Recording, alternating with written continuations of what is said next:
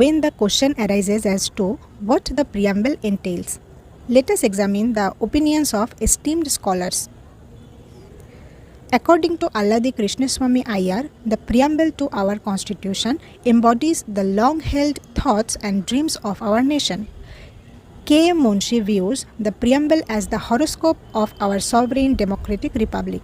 Meanwhile, Pandit Thakurdas Bhargava says that the preamble is the most vulnerable component of the constitution, serving as its soul. Furthermore, he suggests that the preamble functions as a yardstick, enabling us to measure the efficacy of the constitution. Although their opinions diverge, there is a consensus regarding the paramount importance of the preamble. As evident from the thumbnail, our topic for today is the preamble, and we will endeavor to comprehend its definition, functioning, and significance. Before proceeding, allow me to introduce myself. I am Swati, your study partner, and I welcome you all to my channel Aspiration for Learning. I encourage you to ponder every conceivable question about the preamble and seek answer in this book. Our first inquiry pertains to the country that pioneered the inclusion of a preamble in its constitution. The answer reveals that the American Constitution was the first to feature a preamble. Throughout this chapter, we have addressed 15 questions and discovered the corresponding answers, thereby gaining a comprehensive understanding of the preamble. I firmly believe that this question and answer approach facilitates easier retention of factual information. Here in this chapter, you will find every question's answer. As before I said, you have 15 questions to solve, and then you will find a specific note about preamble of the Constitution. Okay, the underlined lines are important for you. You can go through this. This is the preamble to our Constitution. It's read as, "We, the people of India, having solemnly resolved to constitute India into a sovereign, socialist, secular, democratic republic, and to secure to all its citizens justice." What kind of justice? Social, economic, and political. Liberty of thought, expression, belief, faith, and worship. Equality of status and opportunity, and to promote among them all fraternity, assuring the dignity of the individual and the unity and integrity of the nation. In our Constituent Assembly, this 26th day of November 1949, this date is important for us, do hereby adopt, enact, and give to ourselves this Constitution. Okay, this justice, liberty, equality, fraternity, for exam purpose, and I think as a citizen of India, you should know about the preamble to the Constitution. So let's check the question. I told you before that the question bank I get from ISPCS Pathshala. The first question asks, first country to have a preamble in the Constitution. Here is the answer. The American Constitution was the first to begin with a preamble. So one thing I want to tell you, that I also shared with you my notes. I took notes with the help of these questions because when it's necessary to know what to read, I think it's also necessary to know what not to read. Otherwise, the vast syllabus not will be complete. Okay, so this is the notes. See, the first country to have preamble is the Constitution, America, USA. Second question was, who called the preamble the identity card of the Constitution? You can find this here. N.A. Palkhiwala, an eminent jurist and constitutional expert, called the preamble as the identity card of the Constitution. The preamble to the Constitution is based on the objective resolution, which is drafted and moved by Pandit Jawaharlal Nehru and adopted by the Constituent Assembly. Okay, and our third question is, which words were added to the preamble by 42nd Constitutional Amendment Act? You know that till now preamble was amended only once in 42nd Constitutional Amendment Act of 1976, and in this amendment, added 3 new words to the Constitution: socialist, secular, and integrity. These are the 3 new words added to the Constitution. Okay. The fourth question is, where does Constitution derive its authority from? Preamble states that the Constitution derives its authority from the people of India. Okay. Preamble declares that nature of the Indian state to be a sovereign. Here is the question, what is the nature of the Indian state? The nature is the Indian state is, you can find here that the nature of Indian state, a sovereign, socialist, secular, democratic, and republican polity. India is by nature, India is a sovereign, socialist, secular, democratic, and republic polity. Okay. With the help of the questions, you easily complete this chapters. Okay. Next question asks, what are the objectives of the constitution? It specifies justice, liberty, equality and fraternity are the objective. Yeah. Justice, liberty, fraternity, equality and fraternity. There are 4 objectives. Justice, which kind of justice? Social justice, economic justice and political justice. And liberty of thought, liberty of expression, liberty of belief, liberty of faith and also liberty of worship. Equality of status and opportunity. Fraternity, assuring the dignity of the individual and the unity and integrity of the nation. It's very important to read the text thoroughly first, then you try to find the answers, and it will help you to remember your specific points, because the question answer method is the best way to remember factual data. Next question asks, can India cede a part of its territory in favor of a foreign state? Here is your answer. You can see and underline with me that being a sovereign state, India can either acquire a foreign territory or cede a part of its territory in favor of a foreign state, because the word sovereign implies that India is neither a dependency nor a dominion of any other nation but an independent state. There is no authority above it and it is free to conduct its own affair, both external and internal. So it's clear that India can do. The next question, what is democratic socialism? How it's different from state socialism? Find here that India brought a socialism is a democratic socialism and not a communistic socialism, which is also called state socialism. And I took the point like that. Democratic socialism holds faith in mixed economy where both public and private sector coexist side by side. But in communistic socialism or state socialism, where everything is public, nothing is private. So Indian brand of socialism is a democratic socialism, which is a blend of Marxism and Gandhism, leaning heavily towards Gandhian socialism.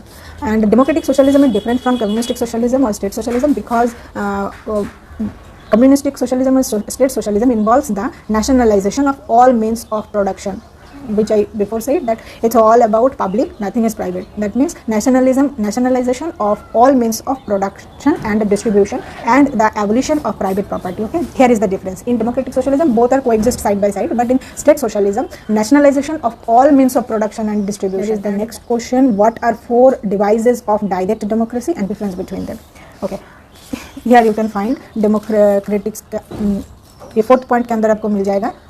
Here you can see that there are 4 devices of direct democracy, that is referendum, initiative, recall and plebiscite. There are 4 devices of direct democracy: referendum, initiative, recall and plebiscite. These devices allow citizens to directly impact the government. That's why it's direct democracy. First devices of direct democracy, referendum.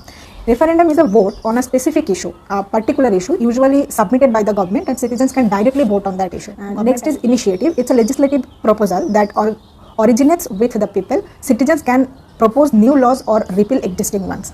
And recall is the 3rd devices of this democratic system. It's a vote to remove a public official from office. Citizens can use this device to remove officials they no longer support. Okay. The last one is plebiscite. It is a direct vote. This can be used in which the entire electorate is asked to either accept or reject a particular proposal or issue. Okay. Plebiscite is typically used to decide on major political issues such as constitution amendments, changes to electoral systems or territorial disputes. Next question, what is social democracy? Social democracy means a way of life which reorganizes liberty, equality and fraternity. Here is the answer. Next, our next question is, what constitutes a republic? But in a republic, there is a head of the state, but it's not king or queen, it's not monarchy.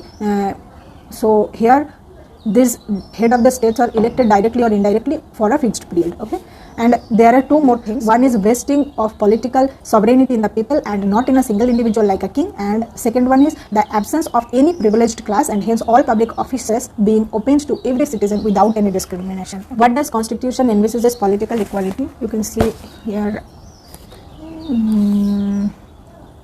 2 provisions in the constitution that seek to achieve political equality. Number 1 is, no person is to be declared ineligible for inclusion in electoral rolls on grounds of religion, race, caste or sex according to Article 325. And next one is, elections to the Lok Sabha and the state assemblies to be on the basis of adult franchise according to Article 326. These points you will find in your book. Here you can see here. there are two provisions in the constitution that seek to achieve. You can find here. There is that 2 points. Okay. Now, what is soul of the constitution, sir? According to Dr. B.R. Ambedkar, Article 32 of the Indian Constitution is the soul and heart of the constitution. Article 32 is known as the right to constitutional remedies. Article 32 is considered the soul of the constitution because it allows citizens to directly approach the Supreme Court in their if their fundamental rights are violated. But some others say that preamble is the soul of the constitution, like Pandit Thakur Das Bhargava, who was the member of the Constituent Assembly, and M. Hidayatullah, he was a former Chief Justice of India. They said that preamble is the soul of the constitution. Okay. The next question we have is preamble a part of the constitution? It definitely a very complicated question. In some cases, Supreme Court says that no, it's not the part of the constitution, but some other cases it says that obviously it is the part of the constitution. Okay, so in this regard we have three cases: Beruberi Union case, Keshav Nanda Bharati case, and LIC cases. We will see all about that. In this point, preamble as the part of the constitution. In this paragraph, you will find your answer regarding this question. So I have write down it. You can see here. Okay, Beruberi Union case 1960. In this case, preamble Supreme Court said that preamble is not a part of the constitution. But in 1973, Keshav Nanda Bharati case, it rejected the earlier opinion and held that preamble is part of the constitution. You can find here. Yeah. Preamble in Keshav Nanda Bharati case, it says that rejected the earlier opinion and said that preamble is the part of the constitution. Again in 1995 LIC case, Supreme Court again held that the preamble is an integral part of the constitution. Okay. Like any other part of the constitution, preamble was also enacted by the Constituent Assembly, but after the rest of the constitution was already enacted. The reason for inserting the preamble as the end was to ensure that it was in conformity with the constitution as adopted by the Constituent Assembly. That is the reason, at least. And our last question is preamble justiciable? Does it act as a limitation upon powers of legislature? Amendability of the preamble will answer this question. Here you can see. Preamble is not justiciable and doesn't limit the powers of the legislature. Actually, it's neither a source of power to the legislature nor a prohibition upon the powers of legislature. Basically, Supreme Court held that the basic element or the fundamental features of the constitution as contained in the preamble cannot be altered by an amendment under Article 368. You can see. Preamble has been amended only once. So, the 42nd Constitutional Amendment Act in 1976, and we added 3 new words: socialist, secular, integrity. We did it before also: secular, socialist, and integrity. And this amendment was held to be valid. This is the 15 questions, and we solved the answers. You can underline these words, underline these lines. This will help you to understand the important area. This is all about the preamble, and with the help of the questions, it's very easy to identify the important area which we have to remember. And that's all for today. If you find this content helpful, please consider subscribing to my channel. Your feedback is always valuable to me. So please feel free to utilize the comment section to share your thoughts. I look forward to revising another chapter with you in the next video. Have a great day and thank you for joining me. I appreciate your presence and wish you continued success. With lots of love and regards, Swati, your study partner.